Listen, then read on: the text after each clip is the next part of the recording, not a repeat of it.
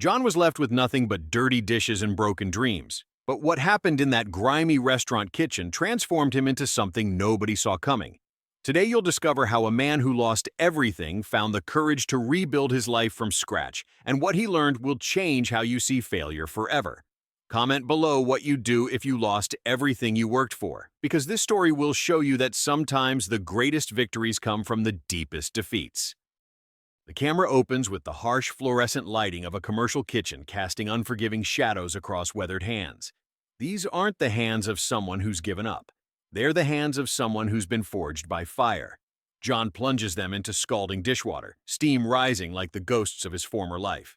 The water is so hot it would make most people flinch, but John doesn't even notice. His mind is somewhere else, somewhere that smells like fresh herbs and sounds like sizzling pans instead of this endless clatter of dirty plates. The industrial dishwasher churns beside him, a mechanical beast that never stops demanding more. Plate after plate, glass after glass, each one a reminder of dreams deferred. But watch his movements carefully. There's still precision there, still the muscle memory of someone who once commanded respect in a kitchen. His colleagues don't see it. They see a dishwasher. John sees every motion as practice, every shift as training for something bigger. The sound design is crucial here. We hear the cacophony of the busy restaurant, but underneath it all, there's John's breathing. Steady, controlled. The breathing of someone who's learned to find calm in chaos. When a server rushes past, nearly knocking him over, John doesn't react with anger. He steadies himself and continues washing. This isn't submission. This is the patience of someone who's playing a longer game. But then the memories crash over him like a wave you never see coming. 5 years ago, John owned his own restaurant. The flashback hits us in warm, golden tones, completely different from the harsh reality of his current situation. We see him in his element, white chef's coat pristine, moving through his kitchen like a conductor leading an orchestra. Every flame under his control, every flavor balanced to perfection. His hands, the same hands now red from dishwater, delicately plating a dish that looks like edible art. Marina sits at the chef's counter, watching him work with eyes full of love and admiration. She's beautiful in that effortless way some women have, her dark hair catching the kitchen lights, her smile genuine and proud. "You're going to be famous one day," she tells him, and he laughs, that confident laugh of someone who believes anything is possible. "We're going to be famous," he corrects her, leaning over to kiss her forehead. The kitchen smells like rosemary and possibility. The restaurant is small but elegant, maybe 20 tables, each one filled with customers who've driven from neighboring towns just to taste John's food. There's a line outside on weekends. Food critics have started to notice. Everything is perfect, balanced on the edge of breakthrough success. Then the economy crashed. The transition back to present day is brutal. We cut from John's hands carefully garnishing a plate to those same hands scrubbing burnt food off pots. The contrast is deliberate and painful, but something flickers in his eyes as he works. He's not just washing dishes, he's observing, learning. Every plate that comes back tells him a story about what people loved, what they left behind, what made them order more. A server rushes into the dish pit, stressed and overwhelmed. Table 12 is complaining that their steaks are overcooked again. Chef Marcus is losing it. John glances toward the cooking line, where he can see the head chef screaming at a line cook. The young cook is near tears, clearly in over his head. John watches the interaction with the analytical eye of someone who's been there, who's made those mistakes, and learned from them. "I could fix that," John murmurs to himself, but a crash of plates brings him back to reality. During his break, John sits outside behind the restaurant, eating a simple sandwich. The alley smells like garbage and disappointment, but he's reading a culinary magazine he bought with tips money. Not the glossy celebrity chef publications, this is a trade magazine full of technical articles about new techniques, supplier information, industry trends. He absorbs every word like a student cramming for the most important test of his life. His phone buzzes, a text from an unknown number. "Saw your name in an old review. Are you still cooking?" John stares at the message, his heart racing. Someone remembers him. Someone from his past life is reaching out. He starts to type a response, then deletes it. Types again, deletes again. Finally, he puts the phone away. He's not ready. Not yet. But the seed is planted. That evening, John's routine changes. Instead of going straight home to his studio apartment and falling asleep to cooking shows, he takes a detour. He walks through the upscale part of town, past restaurants with valet parking and wine lists longer than novels. He stops in front of Le Bernardin's local competitor, Elevation, and watches through the window. The diners inside are sophisticated, successful. They're experiencing food as art, as culture, as connection. A young couple shares a dessert, feeding each other with the intimacy that only comes from special occasions. An older businessman closes his eyes in appreciation as he tastes something extraordinary. This is what John used to create, not just food, but experiences, memories, moments of pure joy. A well-dressed man exits the restaurant, talking on his phone. The presentation was flawless, but the flavors were too safe. I miss when restaurants took real risks. John catches every word. He knows exactly what the man means. Safety is the enemy of greatness in the kitchen. You have to be willing to fail spectacularly to succeed magnificently. John walks home with new purpose in his step. The next morning, he arrives at work 30 minutes early. Not to start washing dishes, but to watch the morning prep. He positions himself strategically, observing how the morning chef breaks down proteins, how the sauce station is organized, what shortcuts the staff takes, and where they could improve. The head chef, Marcus, notices him watching. "You got problems with how we run things, dishwasher?" The question is hostile, territorial. John could back down, apologize, return to his assigned place. Instead, he chooses honesty. "Your béarnaise is breaking because you're adding the butter too fast. The temperature's too high." The kitchen goes quiet. Every eye turns to John.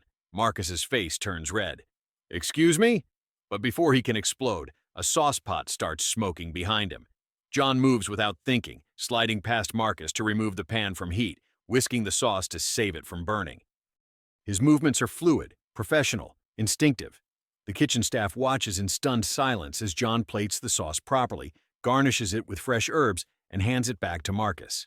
"Who the hell are you?" Marcus asks, but his tone has changed from anger to curiosity. John doesn't answer directly. He returns to the dish pit, but something has shifted.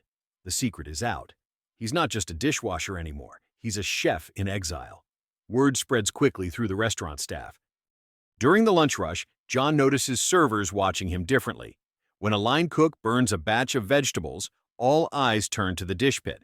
John pretends not to notice, but he's acutely aware that his cover is blown. He's no longer invisible.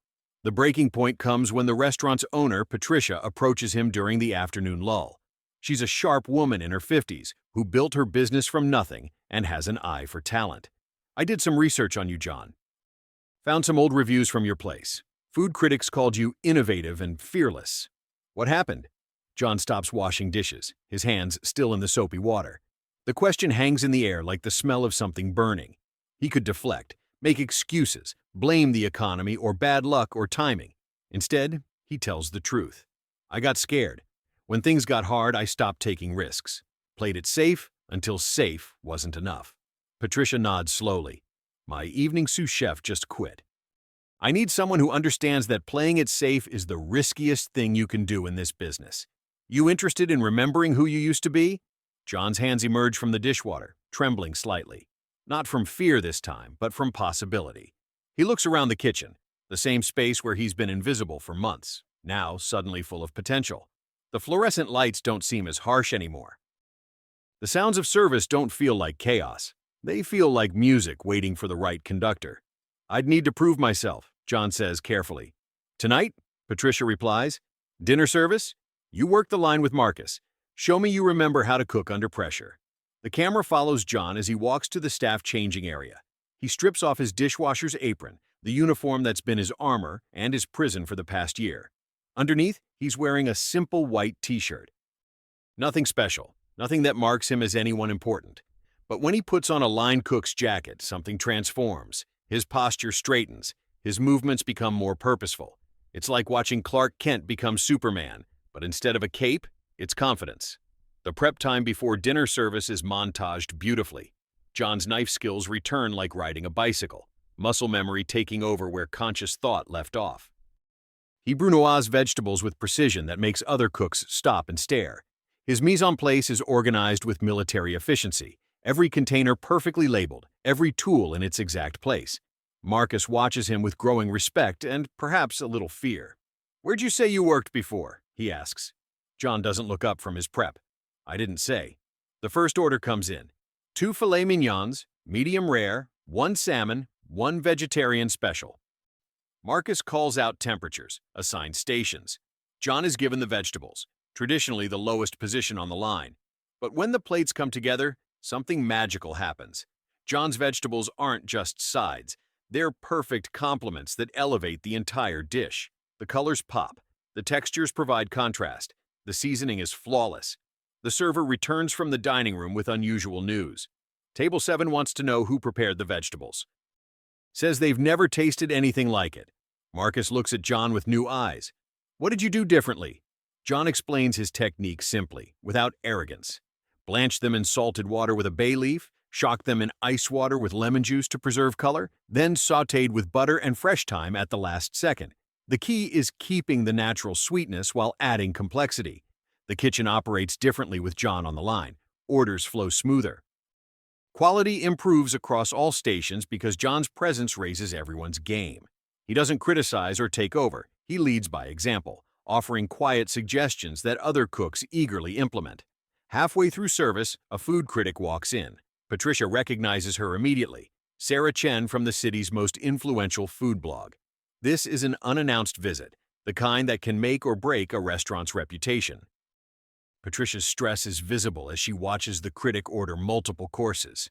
Table 1 is the blogger. Patricia whispers to Marcus. Everything has to be perfect. The pressure in the kitchen ratchets up immediately. This is the test every restaurant faces, performing under scrutiny when everything matters. John volunteers to plate the critic's appetizer personally. Marcus hesitates. This isn't protocol.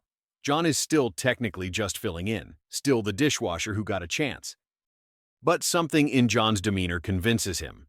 "Make it count," Marcus says. John creates something that isn't on the menu. Using ingredients available in the kitchen, he constructs a dish that tells a story.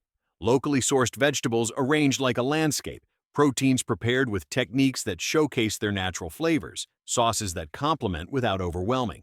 It's the kind of plate that makes people stop mid-conversation and just stare. The server returns with the critic's reaction. She wants to speak with whoever prepared the appetizer, says it's the most thoughtful dish she's had all year. The kitchen goes silent. Patricia looks at John, then at Marcus, then back at John. This is the moment. The test. The chance. John walks into the dining room, still wearing his borrowed line cook jacket. He approaches the critic's table with the confidence of someone who knows his worth, but the humility of someone who's earned it the hard way. Sarah Chen looks up, expecting to see the head chef. Instead, she sees a man whose story is written in the calluses on his hands and the quiet intensity in his eyes. "Did you create this dish?" she asks. "Yes, ma'am. It's extraordinary. The flavor combinations, the presentation, it's sophisticated but accessible." "Where did you train?" John smiles slightly. "In the dishwasher pit of this restaurant, and in a kitchen that doesn't exist anymore." Sarah Chen leans forward, intrigued. This isn't the usual chef's story. "What's your name?" "John Mitchell." Her eyes widen slightly. Recognition flickers across her face. "John Mitchell. I remember that name. You had a place called Harvest, didn't you, before the recession hit?" "I did. I was planning to review it. Heard incredible things." "What happened?" John considers his answer carefully. He could tell her about the failed loans, the suppliers who demanded payment up front, the customers who stopped coming when money got tight. He could explain how the stress destroyed his marriage, how watching his dream die in real time broke something inside him that took years to repair. Instead, he tells her the only truth that matters. "I wasn't ready then. I thought passion was enough. I learned it takes more than talent to succeed. It takes resilience." Sarah Chen nods, making notes. "And now?" John looks around the dining room, sees families sharing meals, couples celebrating anniversaries, friends catching up over wine and laughter. This is why he fell in love with cooking in the first place, not for fame or recognition, but for the way food brings people together, creates connections, makes ordinary moments memorable. Now I understand that cooking isn't about the chef. It's about the people you're cooking for. The interview ends, but John knows this is just the beginning. As he returns to the kitchen, Patricia intercepts him. "We need to talk. My office. Now." Patricia's office overlooks the dining room through one-way glass. She can see her customers, watch their reactions, gauge the success of each service. It's the perspective of someone who understands that restaurants succeed or fail based on countless small moments, not grand gestures. I've been in this business for 25 years, Patricia begins. I've seen talented chefs flame out because they couldn't handle pressure. I've seen mediocre cooks succeed because they understood consistency. You're different. You have both talent and humility. That's rare. John listens without interrupting, unsure where this conversation is heading. I want to offer you a position. Not line cook, sous chef, second in command. The salary is $60,000 plus benefits. You'd have creative input on menu development and train new staff. But here's the catch. This isn't charity. I expect you to earn it every single day. Can you handle that kind of responsibility again? The offer hangs in the air like a soufflé. Delicate, requiring perfect timing, capable of falling if handled wrong. John thinks about his studio apartment, his bicycle because he can't afford car payments, his phone that he turns off during the day to save battery. $60,000 isn't just a salary. It's stability, dignity, the chance to stop surviving and start living again. But more than that, it's trust. Someone believes in him again. I can handle it, John says simply. Good. You start Monday. Tonight, finish your shift in dish. Monday, you're my sous chef. As John returns to the dish pit, everything looks different. The same fluorescent lights, the same endless stream of dirty plates, but now it feels temporary. This isn't his destination anymore. It's his launching pad. The transformation isn't complete yet, but it's begun. The kitchen staff treats him differently for the rest of the shift. No longer invisible, no longer just the dishwasher. They ask his opinion on techniques, share stories about their own culinary ambitions, include him in conversations about food costs and supplier relationships. John has found his tribe again. During the closing routine, John stays late to help with deep cleaning. Not because he has to anymore, but because he wants to understand every aspect of the operation he'll soon help lead. He scrubs grills with the same attention to detail he once reserved for plating competition dishes. Excellence isn't about the glamorous tasks. It's about approaching everything with the same level of care. Marcus finds him organizing the walk-in cooler, rotating stock, and checking temperatures. You know you don't have to do this anymore, right? Patricia told me about your promotion. John continues working as he talks. The best leaders know every job in the house. I spent months learning how this place really works. Now I need to understand how to make it work better. You're not what I expected, Marcus admits. Most chefs who've had their own places, they got ego issues. Think they know everything. John pauses in his work, considering the observation. I learned the difference between confidence and arrogance. Confidence comes from competence. Arrogance comes from insecurity. The conversation reveals John's growth. He's not the same chef who lost everything 5 years ago. That man was talented but naive, passionate but unprepared for the brutal realities of restaurant ownership. This John has been humbled by failure and strengthened by adversity. He's learned that success isn't just about creating great food. It's about creating sustainable systems, building relationships, managing resources, and adapting to change. As the last pot is cleaned and the kitchen finally quiet, John removes his apron one final time as a dishwasher. Tomorrow, he'll put on a sous chef's jacket. But the real transformation has already happened, not in his title or salary, but in his understanding of what it means to be truly professional. Walking home that night, John takes the same route he's walked for months, but everything looks different through the lens of possibility. The streetlights aren't just illumination anymore. They're spotlights on a stage where his second act is about to begin. The late-night food trucks parked along the way aren't just competition, they're inspiration, reminders that great food can come from anywhere when it's prepared with skill and love. He stops at a 24-hour grocery store, something he never did as a dishwasher because every dollar mattered too much. Now, with the promise of a real salary, he can afford to experiment again. He buys ingredients for a simple dish. Nothing elaborate, just good components that he can transform into something special. In his tiny kitchen, John cooks for himself for the first time in months. Not reheated leftovers or microwave meals, but actual cooking. The process is meditative, therapeutic. His knife moves with renewed confidence as he dices onions perfectly. The pan heats to exactly the right temperature before he adds oil. Every technique is executed with the precision of someone remembering who they used to be. The dish is simple, pasta with fresh vegetables and herbs, but it's perfectly executed, each element contributing to a harmonious whole. As John tastes his creation, tears run down his cheeks. Not tears of sadness, but of recognition. He's still here. The chef he used to be isn't dead. He was just sleeping, waiting for the right moment to wake up. His phone rings, interrupting the moment. Unknown number again, but this time he answers. John? This is going to sound crazy, but I got your number from Patricia at the restaurant. I heard you're cooking again. The voice is familiar, but he can't place it immediately. Who is this? It's Rebecca. Rebecca Martinez. I used to review restaurants for the Tribune. I reviewed Harvest a few weeks before you closed. I've been thinking about that meal for 5 years. John's breath catches. Rebecca Martinez was the food critic who gave Harvest its best review ever. 3.5 stars, a rave that brought customers from 3 states away. She called his food transcendent and predicted he would revolutionize American cuisine. I remember, John says carefully. I have a proposition. I'm launching a pop-up dining experience. 6-course tasting menus in unique locations. Very exclusive, very high-end. I need a chef who understands that food is storytelling. Are you interested? The offer is everything John dreamed of during his dishwashing months. Creative freedom, artistic expression, the chance to cook at the highest level again.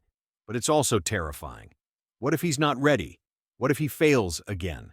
I just accepted a sous chef position, John says honestly. Keep the day job, Rebecca replies. This would be weekends only. 1 event per month, maybe 2 if things go well. Think of it as your laboratory, your chance to push boundaries without the pressure of keeping a restaurant profitable every night. John looks around his apartment. Sparse, functional, the home of someone who's been focused on survival rather than living. On his small table sits the perfect plate of pasta he just prepared, proof that his skills haven't just returned but evolved. He's not the same chef who lost everything. He's someone new, someone who understands both excellence and resilience. Tell me more about your vision, John says. Rebecca's excitement is palpable through the phone. Dinner parties in art galleries, rooftop dinners under the stars, intimate meals in historic locations. Food that tells the story of place and time and possibility. Each event limited to 20 guests, each menu completely unique. No repeats, no safety nets, pure culinary artistry. It's everything John ever wanted and everything he's been afraid to want again. The combination of security, his new sous chef position, and creative freedom, the pop-up events, represents the perfect balance. He can rebuild his reputation gradually, on his own terms, without risking everything on a single venture. When would we start? John asks. Next month. I already have the first location booked, a private dining room in the Art Museum's sculpture garden. 20 guests, 6 courses, wine pairings. The theme is Renaissance, art, culture, and cuisine celebrating rebirth and transformation. The irony isn't lost on John. His first high-end cooking opportunity in 5 years will be themed around rebirth. Sometimes life writes its own metaphors. I'm in, John says without hesitation. After hanging up, John sits in his kitchen, staring at the ingredients he bought, the perfect plate of pasta, the business card Patricia gave him with his new title printed in bold letters, John Mitchell, sous chef. 6 months ago, he was invisible. Tonight, he has 2 job offers and a future that extends beyond just getting by. But the most important transformation isn't external, it's internal. John has learned that resilience isn't about avoiding failure, it's about learning to fail forward. Every dish he washed taught him patience. Every insult he absorbed taught him humility. Every night he went home exhausted but didn't quit taught him persistence. He pulls out a notebook and begins planning menus for the pop-up dinner. Not frantically, not desperately, but with the calm confidence of someone who's discovered that the best revenge against failure isn't success. It's becoming the person you were always meant to be. The phone buzzes again. Another text from the unknown number from earlier. John, this is Marina. I know this is unexpected, but I need to ask you something important. Are you available to talk? John stares at the message for a long moment. Marina, his ex-wife. The woman who left him when his restaurant failed, who told him he'd never amount to anything, who married someone else while he was washing dishes and rebuilding his life one plate at a time. But instead of anger or bitterness, John feels something unexpected. Gratitude. Marina's departure forced him to confront his own limitations, to rebuild not just his career, but his character. The man she left wasn't ready for the success that's now within reach. He needed to be broken down and built back up. John types back, "Hi, Marina? Yes, I can talk. What do you need?" The response comes quickly. "I have a situation, a catering emergency. Can we meet tomorrow? I'll explain everything." John agrees to meet, curious about what emergency could make Marina reach out to her ex-husband who used to be a chef. As he prepares for bed, John realizes that tomorrow will bring the final test of his transformation. Whatever Marina needs, whatever situation she's facing, he'll handle it not as the broken man she left behind, but as the chef he's become. The camera holds on John as he turns off the lights in his apartment. Through the window, the city spreads out below him, full of restaurants where other dreamers are learning their craft, failing, succeeding, growing. John is part of that ecosystem again, no longer an observer, but a participant. His reflection in the dark window shows a man who's learned that the distance between rock bottom and redemption isn't measured in time or money or recognition. It's measured in the willingness to begin again, to risk disappointment for the chance at fulfillment, to transform pain into purpose. As he drifts off to sleep, John's last conscious thought is about the menu for the pop-up dinner. Not what dishes he'll prepare, but what story he'll tell. Because he's learned that the best chefs aren't just cooks. They're storytellers who use flavor instead of words, emotion instead of exposition, memory instead of mere sustenance. Tomorrow, his real journey begins. Tonight, he's finally ready for it. The second part begins with John arriving at the event venue, an elegant country house decorated for a wedding. He observes the bustling preparation activities, florists arranging centerpieces with military precision, decorators adjusting silk draping that catches the golden afternoon light, musicians testing sound equipment that fills the air with fragments of romantic melodies. His determination mingles with nervousness, creating a cocktail of anticipation that makes his hands slightly unsteady. This is the moment he has waited years to have again, the chance to prove that his dreams weren't just foolish fantasies. The sprawling estate before him tells a story of success and refinement. Manicured gardens stretch toward a gazebo draped in white roses, their petals so perfect they seem artificial in the dying sunlight. Guests are already arriving, their laughter carried on the evening breeze, women in flowing dresses and men in crisp suits creating a tableau of celebration that John observes from the service entrance. The contrast is stark. He enters through the back, carrying his knife roll like a soldier bearing arms into battle. In the kitchen, John encounters ingredients of the highest quality. His hands tremble slightly as he picks up a professional knife, its weight familiar yet foreign after months of washing dishes with plastic scrubbers. The blade catches the overhead lights, reflecting his face in its polished surface. A quick flashback floods his vision. These same hands confidently wielding the same type of knife years ago, commanding respect from sous chefs who hung on his every instruction. He breathes deeply, inhaling the scent of fresh herbs and prime meat, and gradually his confidence begins to return like blood flowing back into numb limbs. The kitchen itself is a temple to culinary excellence. Stainless steel surfaces gleam under bright lights. Professional-grade equipment hums with quiet efficiency, and every tool is positioned with the precision of a surgical suite. John runs his fingers along the marble countertops, feeling their cool smoothness, remembering what it felt like to own such a space.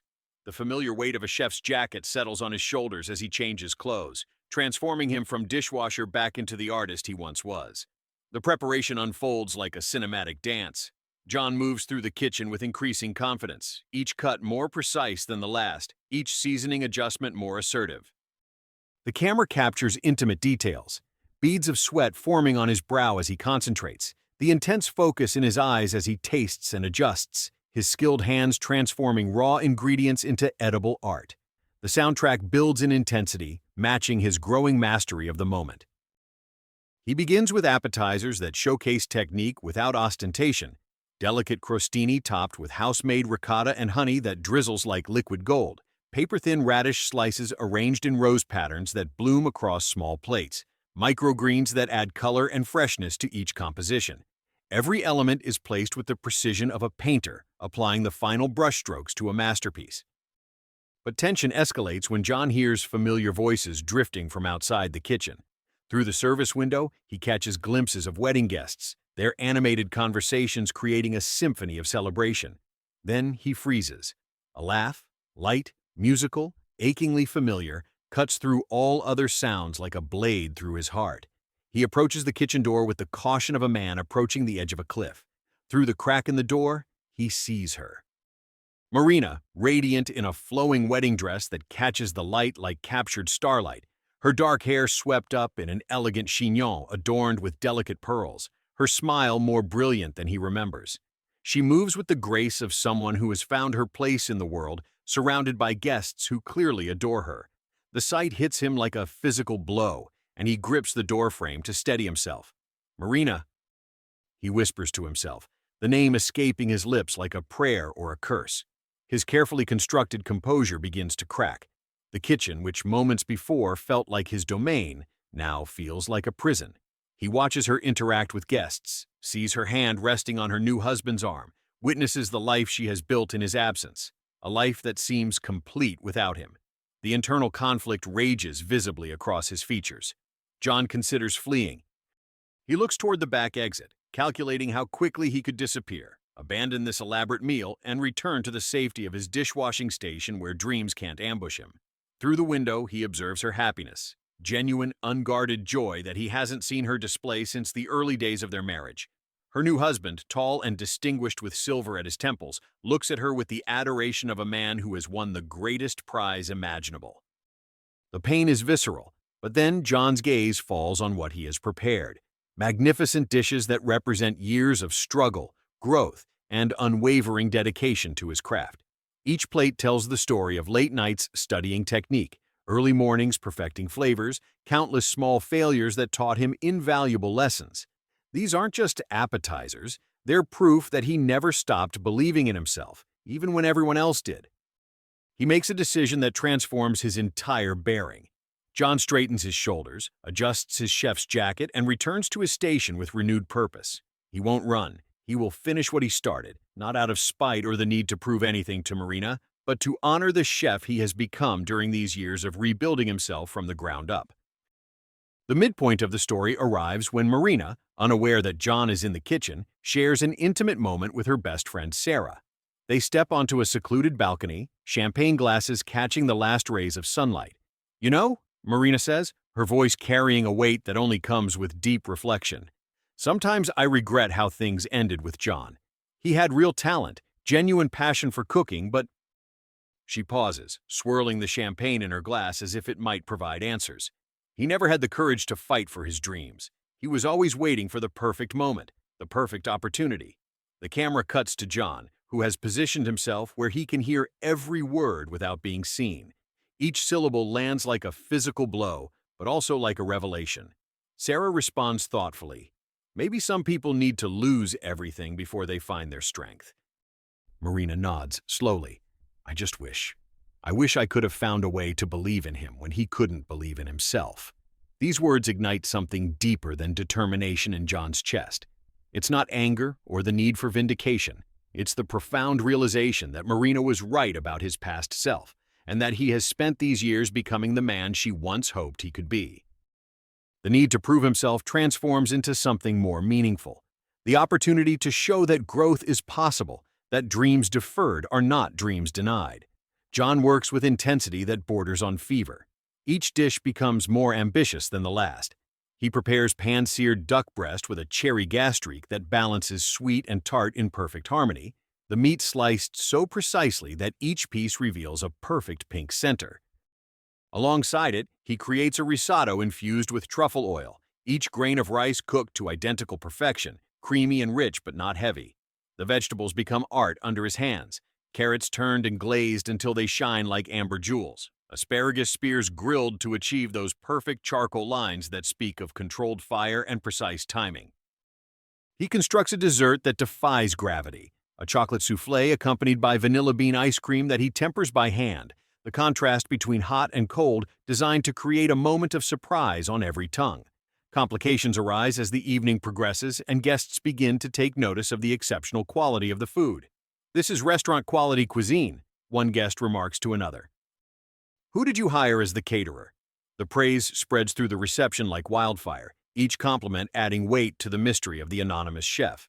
"Who is the chef?" Marina asks the event coordinator, a woman named Patricia who seems increasingly nervous about maintaining the requested secrecy. He asked to keep his identity private, said he prefers to let the food speak for itself. Marina's curiosity is clearly piqued. The food is extraordinary. There's something hauntingly familiar about the flavor profiles, the technique. It reminds me of... She doesn't finish the sentence, but John hears the conversation and knows that his moment of reckoning approaches like an inevitable tide. He looks at himself in the polished surface of a stainless steel refrigerator, adjusting his chef's hat, preparing mentally for the confrontation that years of growth have made necessary. His reflection shows a man transformed, not just by skill, but by the quiet confidence that comes from surviving your worst fears and emerging stronger. The tension reaches a crescendo when John overhears Marina's new husband, Robert, praising the meal to other guests. "I've eaten at Michelin-starred restaurants around the world," Robert says, his voice carrying the authority of someone accustomed to the finest things. "And this rivals the best of them. Marina, darling, we must get this chef's contact information. I'd love to hire him for business dinners." Marina's response freezes John's blood. "There's something about this food that speaks to me on a level I can't quite explain. It's as if the chef knows exactly what I love, what comforts me, what makes me feel truly understood." She takes another bite of the risotto, closing her eyes to savor it fully. It tastes like love, if love could be plated and served. John grips the edge of the prep counter, overwhelmed by the realization that even without knowing who prepared it, Marina recognizes the love he poured into every dish. These aren't just recipes, they're memories translated into flavor. The lemon tart that she loved when they were dating, prepared now with a technique he has spent years perfecting. The herb blend in the duck that she always said reminded her of her grandmother's cooking, elevated now with professional precision but maintaining that same comforting essence. As the main course service continues, John watches through the kitchen's service window as Marina experiences each dish. Her expressions tell a story of recognition mixed with confusion, pleasure combined with an inexplicable melancholy that she can't quite place. She keeps looking toward the kitchen, as if trying to solve a puzzle that exists just beyond her conscious understanding. The emotional roller coaster intensifies when John overhears Marina confiding in Sarah during a quiet moment between courses. "I keep thinking about John tonight," she admits, her voice barely audible above the gentle acoustic guitar playing in the background. "This food, this level of care and attention to detail, it's exactly what he always dreamed of creating. I find myself wondering what happened to him, if he ever found his way." Sarah, who knew them both during their marriage, responds with gentle wisdom. "Maybe some people need to walk through fire before they can create something beautiful. Maybe his dreams just needed more time to develop." Marina nods, but there's a sadness in her eyes that suggests she wonders if she gave up on those dreams too soon. John processes this conversation while putting finishing touches on the dessert course. His hands work automatically, muscle memory guiding the placement of each chocolate curl and berry garnish, while his mind wrestles with the complexity of the situation. He's not angry anymore. That emotion burned away years ago in the crucible of failure and rebuilding. Instead, he feels a profound sense of completion, as if a circle that began with their separation is finally closing. The preparation of the final course becomes a meditation on transformation.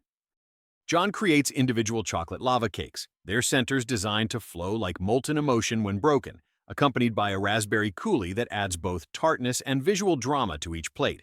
He works with the focused intensity of an artist completing his masterpiece, knowing that each detail must be perfect because this may be the last meal he ever prepares for the woman who once shared his dreams.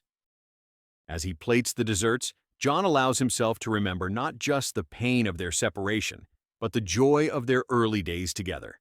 The way Marina would taste his experimental dishes and offer honest feedback that made him a better chef. Her enthusiasm for his ambitions, even when they seemed impossible. The way she would sit in his small kitchen, reading while he cooked, creating an atmosphere of domestic bliss that made even the simplest meals feel like celebrations. The irony of the situation is not lost on him. He has become everything she wanted him to be, but only after losing her provided the motivation he needed. The loss taught him that external validation, even from someone he loved, could never replace the internal drive that true success requires. Marina's departure forced him to cook for himself, to discover what his own palate valued, to develop a culinary voice that was authentically his rather than a performance for someone else's approval. During dessert service, John makes a crucial decision. He writes a brief note on Chef's letterhead and asks Patricia to deliver it to Marina. The message is simple. Thank you for inspiring me to become the chef I always knew I could be. J. Patricia hesitates, recognizing the emotional weight of the moment, but agrees to deliver the cryptic message. Marina receives the note as she's savoring the final spoonful of lava cake, the chocolate still warm against her tongue. She reads it once, twice, her face cycling through confusion, recognition, and finally, understanding. Her hands begin to tremble as the puzzle pieces align in her mind. The familiar flavors, the attention to her preferences, the level of skill that reminds her of someone she once knew intimately. "Oh my God," she whispers, the note fluttering from her fingers like a fallen leaf. Sarah, noticing her friend's sudden pallor, asks what's wrong. Marina can only stare toward the kitchen, where warm light spills from the service window, finally understanding who has been creating magic behind the scenes. John watches from his hidden vantage point as Marina pieces together the truth. He sees the moment of recognition transform her features, watches her rise from her chair with the unsteady movements of someone whose world has just shifted on its axis. He knows she will come to the kitchen now, knows that the conversation they never had when she left will finally happen in this most unlikely of settings. The anticipation builds as Marina excuses herself from the table, her explanation to Robert vague but urgent. "I need to thank the chef personally," she tells him, her voice carefully controlled despite the emotional storm brewing beneath the surface. "This meal has been transformative." Robert, content in his ignorance of the deeper currents at play, simply nods and returns to his conversation with other guests. John hears her footsteps approaching, each sound on the marble floor marking the countdown to a confrontation that will determine how their story truly ends. He removes his chef's hat, running his fingers through hair that has grown longer and somehow more distinguished in the years since she knew him. His reflection in the stainless steel shows a man who has been forged by adversity into something stronger and more refined than what existed before. The kitchen door begins to open, and John turns to face whatever comes next.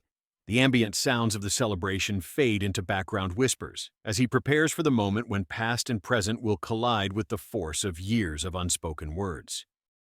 Marina's silhouette appears in the doorway, backlit by the warm glow of the reception, about to discover that the ghost of her past has been feeding her present all evening. Everything John has become in these years of separation, the discipline learned through failure, the artistry developed in solitude, the confidence earned through countless small victories, stands ready to be tested in this crucible of emotional reckoning. The man who once begged her to stay has been replaced by someone who no longer needs her approval to know his own worth, but who has never stopped caring about her happiness.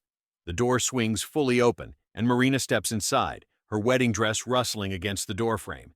Her mouth opens to speak words of gratitude to a stranger, but the words die unborn as her eyes focus on the figure standing before her. Time suspends itself in that moment of recognition, the kitchen becoming a bubble outside the normal flow of reality where anything might be possible. John stands motionless, allowing her to process what she's seeing. He doesn't speak, doesn't move, simply exists in this space where their two worlds have unexpectedly intersected.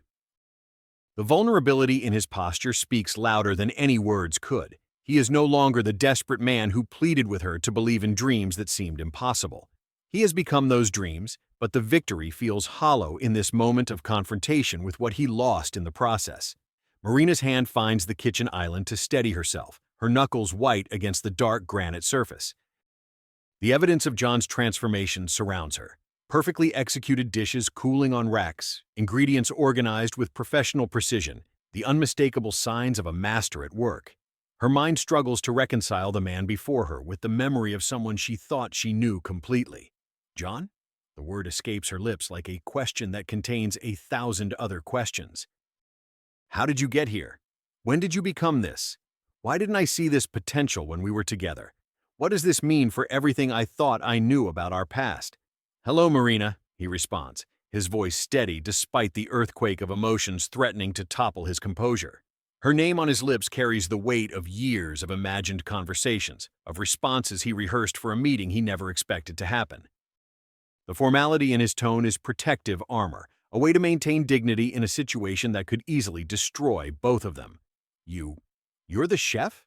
Marina looks around the kitchen again, taking in every detail with new understanding. The precision of the knife work on display, the sophisticated sauce reductions cooling in small pans, the evidence of culinary mastery that she always believed he possessed but never saw him achieve. How? When? How did you manage all this? John's smile carries both sadness and pride, the expression of someone who has climbed mountains but paid a steep price for the view from the summit. I never stopped trying, Marina. I just needed to find my own way of getting there.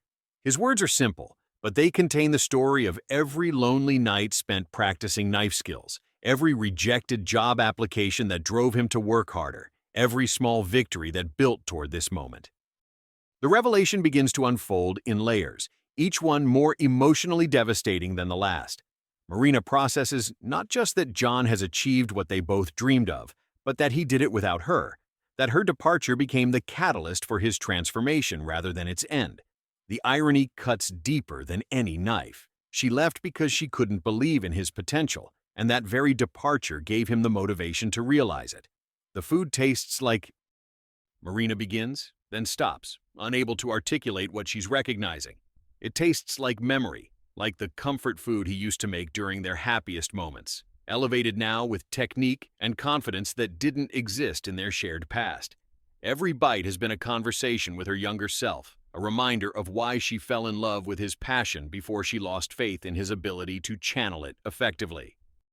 John watches her process these realizations, seeing the exact moment when she understands that he has been cooking for her all evening without knowing it, that every dish was prepared with the unconscious memory of her preferences guiding his choices. The lemon in the vinaigrette, the way he seasoned the duck, the particular herbs he chose, all selected by muscle memory that retained her tastes even after his heart let go of the hope of cooking for her again. I won a Michelin star last month, John says quietly, the words delivered without boasting, simply as fact. He reaches into his jacket pocket and produces a folded newspaper clipping, the paper worn from being handled too many times. Marina takes it with trembling fingers, reading the headline that announces the achievement she always believed he was capable of reaching. The photograph accompanying the article shows John in his own restaurant kitchen, wearing the confident expression of a chef who has found his place in the culinary world. He looks older, more refined, with the kind of presence that comes from knowing exactly who you are and what you're capable of creating. Marina studies the image, seeing a stranger who wears the face of the man she once loved. John, Marina starts to speak, but words seem inadequate for the complexity of emotions flooding through her. Regret, pride, sadness, and something that might be loss all war for dominance in her expression. She looks from the newspaper clipping to the man before her, trying to reconcile the success story with the person she thought she knew so well. Don't, John interrupts gently, his voice carrying a kindness that surprises them both. Today is your day, Marina. You deserve happiness, and you've clearly found it. Let the food speak for itself. His words are carefully chosen to release her from any obligation to explain or apologize, to allow her to return to her celebration without the burden of their complicated history. But Marina can't simply return to her reception as if nothing has changed. The evening has become something entirely different from what she expected. Not just a celebration of her future, but a reckoning with her past. Every laugh from the dining room now sounds distant, as if it belongs to a different person than the woman standing in this kitchen confronting the road not taken. The flavors, she says suddenly, understanding flooding her features. You remember everything I love.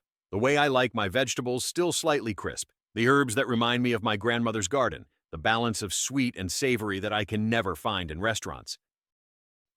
Each realization adds another layer to her emotional turmoil. John nods, acknowledging truths that he hasn't spoken aloud even to himself.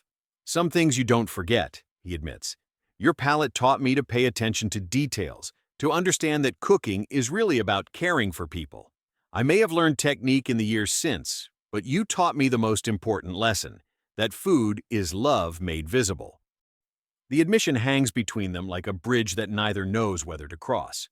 Marina realizes that she has been eating his love all evening, that every perfect bite was prepared by hands that once trembled with hurt when she walked away. The guilt is overwhelming, but so is an unexpected sense of completion. Seeing him achieve what they both dreamed proves that their time together wasn't wasted, that their love contributed to something beautiful even if it couldn't survive intact. I should go back, Marina says, but she doesn't move. The reception continues beyond the kitchen door, her new life waiting for her to return and claim it fully. But this kitchen has become a time capsule where her past and present exist simultaneously, where she must decide what to do with the knowledge that John has become everything she hoped he could be. John returns to his final preparations, giving her space to process without pressure. He plates the last desserts with the same meticulous care he has shown all evening, each chocolate curl positioned perfectly, each raspberry placed where it will provide both visual appeal and flavor balance. His movements are fluid, professional, those of a chef who has earned his place in any kitchen. "Will you tell Robert?" John asks without looking up from his work. The question is practical, but loaded with implications. Does she share this revelation with her new husband? Does she explain that her ex-husband, the man she once dismissed as lacking ambition, has been catering her wedding with food that rivals the world's best restaurants? Marina considers the question seriously. "I don't know," she admits. "Part of me wants to tell everyone about your success, to shout from the rooftops that I knew you had this talent all along. But another part of me—" She trails off, unable to articulate the complex mixture of pride and regret that makes her want to keep this discovery private, a secret that belongs only to their shared history. "Keep it simple," John suggests, wiping down his station with the methodical care of someone who has learned to find satisfaction in completing tasks fully. "Tell him the chef was recommended by a friend, that you were pleased with the quality. Let the meal be remembered for the joy it brought, not for the complications it might create." His wisdom in handling the situation reveals how much he has matured since their marriage ended. The John she knew would have wanted recognition, would have seen this as an opportunity to prove her wrong or make her regret leaving. This John is more interested in preserving her happiness than in claiming credit for contributing to it. As the evening winds toward its inevitable conclusion, Marina finds herself torn between two realities. In one, she returns to her reception, dances with her new husband, and files this encounter away as a strange coincidence that proved John eventually found his footing. In the other, she acknowledges that seeing his success has awakened something in her that she thought was permanently buried. Not romantic love, but a recognition of potential that was always there, waiting for the right circumstances to emerge. The final moments of Part 2 build toward the climactic confrontation that will define how their story ends. Marina stands at the threshold between her past and future, literally positioned between the kitchen where John has proven his worth and the reception where her new life awaits. The choice she makes in the next few moments will determine whether this encounter becomes a footnote to their shared history or something more transformative. John finishes his cleanup, each movement deliberate and professional. He has created something magnificent tonight, not just in terms of culinary achievement, but in terms of personal closure. Whether Marina chooses to acknowledge his transformation or return to her celebration without looking back, he has proven to himself that he is capable of creating beauty worthy of any stage. The kitchen falls quiet except for the distant sounds of celebration filtering through the walls. Marina and John exist in this bubble of suspended time. Two people who once shared everything now reduced to polite conversation weighted with the gravity of everything left unsaid. The air between them vibrates with possibility and regret, with pride and loss, with the complex emotions that can only exist between people who once loved each other completely. Part 2 ends with Marina's hand reaching for the kitchen door handle, her decision still unmade. Will she return to her reception and let this encounter remain a private revelation? Or will she choose to bridge the gap between her past and present? John watches her internal struggle play out across features he once knew better than his own, content to let her choose how their story continues.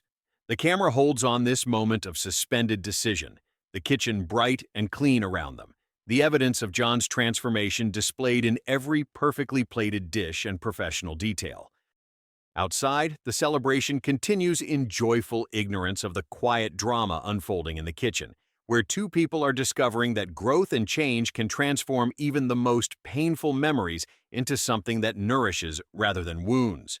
The last image of Part 2 is Marina's face in profile, illuminated by kitchen lights that reveal both the woman she has become and echoes of the girl who once believed in impossible dreams.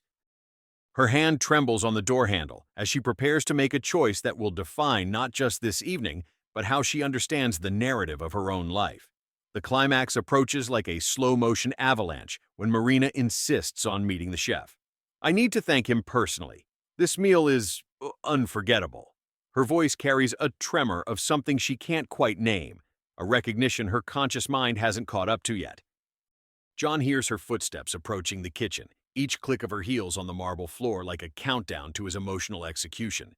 He closes his eyes, inhales the steam rising from his final sauce reduction, and removes his chef's hat with hands that have stopped trembling. The kitchen door swings open with the weight of inevitability. Marina enters with her radiant bride's smile, expecting to meet a stranger who has created magic for her special day. Instead, time fractures. Her smile doesn't just fade, it disintegrates in real time as her eyes lock onto the face she once kissed goodnight, the hands she once held, the dreams she once shared. John? The name escapes her lips like a prayer whispered in an empty church. The single word hangs in the air between them, heavy with 5 years of separation, regret, and unfinished conversations. John stands perfectly still, apron stained with the evidence of his artistry, his eyes meeting hers with a vulnerability that cuts deeper than any knife he's wielded tonight. Marina! Her name on his lips sounds different now, not desperate like it was when she walked away, not angry like it became in his darkest moments, but gentle, accepting, filled with a quiet dignity that wasn't there before. She takes an involuntary step backward, her hand reaching for the doorframe as if the room itself has tilted. You're the chef? Marina's gaze sweeps across the kitchen, the perfectly organized stations, the artistic plating she's been praising all evening, the undeniable evidence of culinary mastery that surrounds them. Every surface tells the story of a professional who has found his rhythm, his voice, his calling. When did you... She can't finish the question because she's not sure she wants to hear the answer. John's smile carries the weight of 1,000 sleepless nights spent perfecting his craft. I never stopped trying, Marina. I just had to find my own way. His voice is steady now, no longer the pleading tone of a man begging for one more chance. This is the voice of someone who has walked through fire and emerged tempered, stronger, transformed by the heat rather than consumed by it. The moment of highest emotional tension arrives like a thunderclap in a clear sky. Marina realizes the cruel irony of the situation with devastating clarity. You became exactly what I always knew you could be. Tears form in her eyes, not from joy, but from the complex ache of seeing potential fulfilled too late. She stops, unable to voice the regret that's clawing at her chest like a caged animal. John completes her unfinished thought with the gentleness of someone who has learned forgiveness through suffering. And you moved forward, as you should have. There's no bitterness in his voice, no accusation, just the quiet wisdom of a man who has made peace with his past. The camera captures the moment between them. Two people who once shared everything, now separated by choices made in pain and time that cannot be reclaimed. But John isn't finished. He reaches into his jacket pocket, his movements deliberate and calm. Last week, my restaurant earned a Michelin star. He unfolds a newspaper clipping, the edges worn from being carried close to his heart. The headline reads, "Local chef's remarkable journey from dishwasher to Michelin recognition." Marina takes the clipping with trembling fingers, her eyes scanning the words that tell the story of his resurrection. John, The words die in her throat because what can she say? That she's proud? That she's sorry? That seeing his success feels like vindication and punishment in equal measure? The emotions are too complex, too raw, too entangled with regret and what-ifs to untangle in this moment. No, John interrupts gently, but firmly. Today is your day. Let the food speak. He gestures toward the dining room where her wedding reception continues, where guests are experiencing flavors that tell the story of his journey without words. Go back to them. Go back to your happiness. You've earned it. Marina searches his face for anger, for resentment, for any trace of the broken man she left behind. Instead, she finds something that takes her breath away. Peace. Not the peace of resignation, but the peace of someone who has found his true north after years of wandering in emotional darkness. She nods slowly, understanding passing between them without words. The resolution unfolds with the grace of a perfectly executed dish. Marina returns to her guests, her composure intact, but her heart forever changed. She moves through the reception like someone seeing the world through new eyes. During dinner, she watches the faces of her guests as they experience each course. The gasps of delight, the reverent silence, the animated discussions about flavors they've never experienced before. Her new husband, David, cuts another piece of the herb-crusted lamb, closing his eyes as he savors it. "Honey, this is the best wedding dinner I've ever tasted. Who is this chef? We need to hire him for every special occasion for the rest of our lives." Marina smiles through tears she doesn't fully understand. "Someone very special," she whispers. "Someone who taught me that dreams don't die. They just wait for the right moment to be reborn." As the evening winds down and guests dance under string lights that cast golden shadows across the garden, Marina finds herself drawn back to the kitchen like a moth to flame. She needs closure, understanding, or perhaps just the chance to say goodbye properly this time. The kitchen is nearly empty now, John methodically cleaning with the same precision he brought to every dish. "John," she says softly, and he turns without surprise, as if he's been expecting her return. "Thank you. For everything. For tonight. For showing me that dreams really can come true." The words feel inadequate for the magnitude of what she wants to express. Gratitude, regret, admiration, and a love that has transformed into something deeper than romance. John stops cleaning, sets down his towel, and looks at her with eyes that have seen the bottom and climbed back to the surface. "You don't need to thank me, Marina. You gave me the greatest gift you could. You showed me that I needed to fight for myself, not for anyone else." His words carry the wisdom of someone who has learned to find worth from within rather than from external validation. Marina extends her hand, a gesture both formal and intimate. "Congratulations on the Michelin star. You always deserved it." The handshake that follows lasts just a moment longer than professional courtesy would require, a final acknowledgement of what they once shared and what they've both become. "And congratulations on your marriage. You deserve to be happy," John replies, and the sincerity in his voice surprises them both. This isn't the bitter sarcasm of a scorned lover or the hollow politeness of forced civility. This is genuine hope from one human being to another, the kind of grace that only comes from true healing. They look at each other one final time, two paths that crossed briefly in the chaos of youth and are now diverging toward their respective destinies. The camera captures the moment with the tenderness of a master painter, not tragic, not bitter, but filled with the complex beauty of human growth and acceptance. The visual crescendo builds as John exits through the kitchen's back door, pausing to look one last time through the window at the celebration inside. Marina dances with David, her laughter genuine and bright, the sound carrying across the garden like music. John smiles too, not the painful grimace of watching an ex-lover's happiness, but the satisfied smile of someone who has learned to find joy in others' joy. He places his chef's hat back on his head with ceremony, like a knight donning armor, and walks to his car with the measured pace of someone who knows exactly where he belongs. The camera follows him as he drives through the quiet streets, past the restaurant where he once washed dishes, past the apartment where he once dreamed small dreams, toward his own establishment. The final shot is pure cinematic gold. John's restaurant, modest but elegant, with the Michelin star plaque gleaming under the streetlight like a beacon. He parks, steps out, and stands before his achievement. Not the grandiose empire he once fantasized about, but something better, a dream realized through authentic passion and relentless dedication. Through the restaurant's window, we see John returning to his natural element. He doesn't rush to cook for applause or recognition. He moves with the quiet confidence of someone who has found his voice and no longer needs anyone else to validate it. His hands work with practiced artistry, creating not for an audience, but for the pure love of creation itself.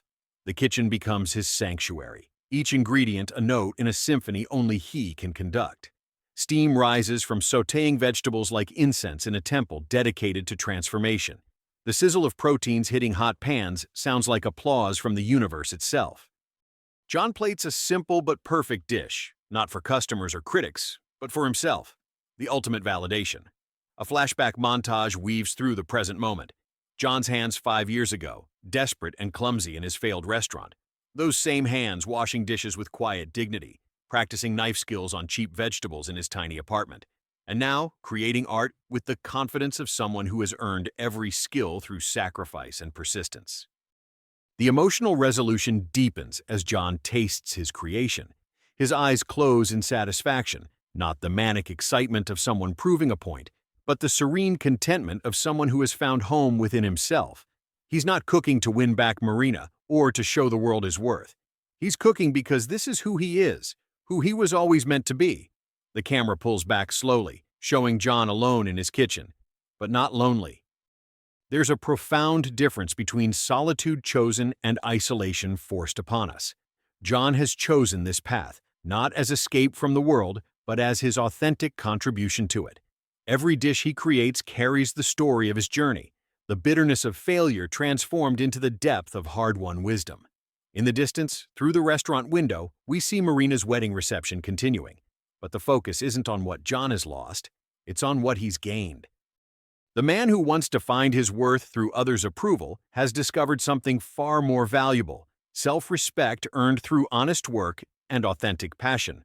The final revelation hits like a gentle wave rather than a crushing tsunami.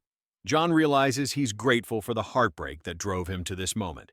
Without Marina's departure, he might never have been forced to confront his own lack of direction. Without the humiliation of washing dishes, he might never have developed the humility necessary for true mastery.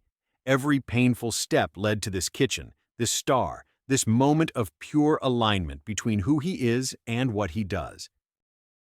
The script's emotional climax doesn't come from reconciliation or romantic resolution, but from something more profound: the recognition that sometimes the greatest love we can show someone is letting them go, and sometimes the greatest gift we can give ourselves is the courage to become who we're meant to be, regardless of who's watching. As John locks up his restaurant and walks to his car, the camera captures his reflection in the window. No longer the desperate man begging for another chance, but someone who has learned that the only chance that truly matters is the one you give yourself. His posture is straight, his movements confident, his eyes clear with purpose. The screen fades to black with a simple truth that resonates long after the credits roll. The best dishes are born from the heart, but the greatest chefs are born from the courage to start over. The story concludes not with the fantasy of winning back what was lost, but with the deeper satisfaction of discovering what was possible all along. John's journey from heartbroken dishwasher to Michelin-starred chef becomes a metaphor for every viewer who has ever felt written off, overlooked, or defined by their lowest moment rather than their potential. The final shot lingers on the empty street outside John's restaurant, quiet and peaceful under the soft glow of street lamps. But inside, barely visible through the kitchen window, a light remains on. Not the harsh fluorescent of obligation, but the warm glow of passion pursued for its own sake. John has found what every artist seeks: the place where skill meets soul, where work becomes worship, where the act of creation itself is reward enough. This isn't just a story about cooking or lost love. It's about the alchemy of transforming pain into purpose, failure into foundation, and heartbreak into the raw material for something beautiful. John's greatest victory isn't winning Marina back or even earning the Michelin star. It's becoming someone who no longer needs external validation to know his own worth. The narrative structure ensures maximum emotional impact while maintaining the sophisticated storytelling that separates viral content from mere entertainment. Every scene builds toward the revelation that true success isn't about proving others wrong, but about proving yourself right. Right to dream, right to try again, right to believe that your passion has value regardless of who recognizes it. The camera's final movement is a slow zoom out from John's restaurant, showing it as one bright spot in a vast city full of dreamers, each fighting their own battles, each capable of their own transformations.